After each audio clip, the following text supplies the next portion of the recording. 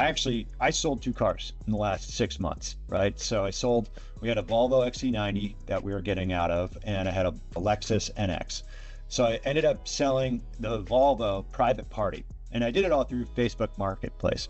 And I probably put about 10 to 11 hours, if not more, into selling that vehicle, right? And getting the payoff, working with the banks, etc.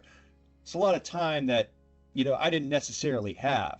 I mean, I was working with somebody directly. The second time, I put my Lexus up on Facebook Marketplace, and, I was dealing with the same tire kickers and just such a pain in the butt.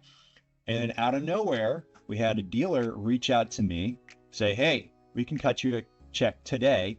And it was like, about $500 less than what my bottom line was for a private sale. But I'm like, this guy can pay off my loan, cut me a check today, come pick up the car, and I'm done.